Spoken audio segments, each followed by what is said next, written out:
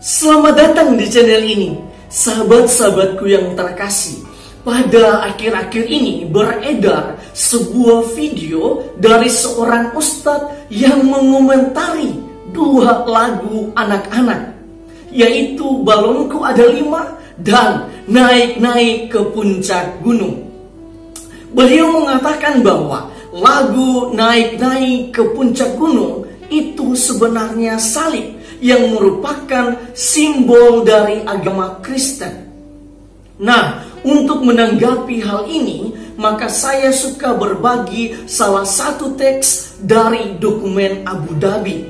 Dokumen tentang persaudaraan manusia untuk perdamaian dunia dan hidup bersama. Sebuah dokumen yang ditandatangani oleh Paus Fransiskus dan Imam Besar Al-Azhar Ahmad Al-Tayyib pada tanggal 3 sampai 5 Februari 2019.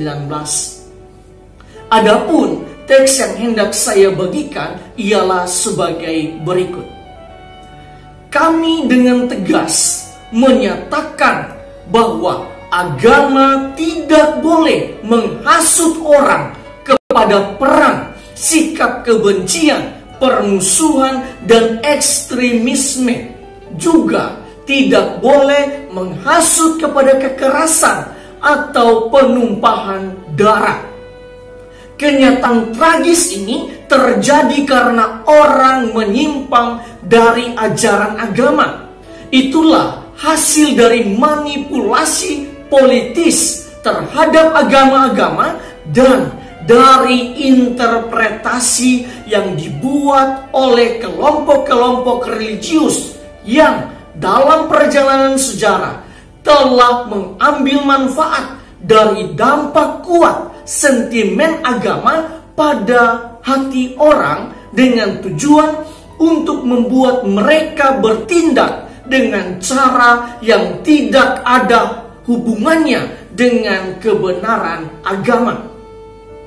Ini dilakukan untuk mencapai tujuan-tujuan yang bersifat politis, ekonomis, duniawi, dan picik.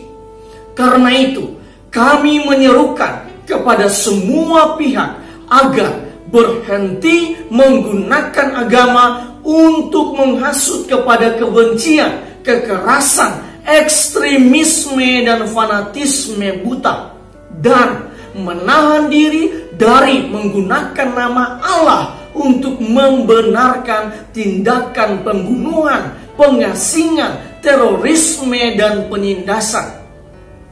Kami meminta ini karena kami bersama-sama percaya kepada Allah yang tidak menciptakan manusia untuk dibunuh atau saling bertarung atau disiksa atau dihina dalam situasi hidup mereka. Allah yang Maha Kuasa tidak perlu dibela oleh siapapun dan tidak ingin namanya digunakan untuk meneror orang. Dari teks di atas, saya suka berbagi beberapa permenungan saya. Pertama, kekerasan ataupun kejahatan dengan alasan sentimen agama merupakan tindakan menyimpang dari ajaran agama. Bahkan tidak ada hubungannya dengan kebenaran agama. Itu semua adalah hasil manipulasi politis terhadap agama-agama dan juga permainan dari kelompok-kelompok religius yang memanfaatkan sentimen agama demi tujuan yang bersifat politis, duniawi, ekonomis, dan picik. Itu artinya agama manapun tidak pernah mengajarkan kejahatan dan kebencian. Kedua, Paus dan Imam Besar Al-Azhar meminta kepada semua pihak yang memakai nama agama itu agar berhenti menghasut orang kepada kebencian, kekerasan, ekstremisme, ataupun fanatisme buta. Itu berarti pada saat yang sama bagi kita yang lain agar tidak terpengaruh akan tindakan-tindakan tersebut. Ketiga, kedua pemimpin agama ini juga meminta kepada para pelaku kejahatan agar tidak menggunakan nama Allah untuk membenarkan tindakan pembunuhan, terorisme, penindasan, dan lain-lain. Sebab diimani bahwa Allah menciptakan manusia bukan untuk dibunuh, disiksa, dihina, ataupun saling bertarung.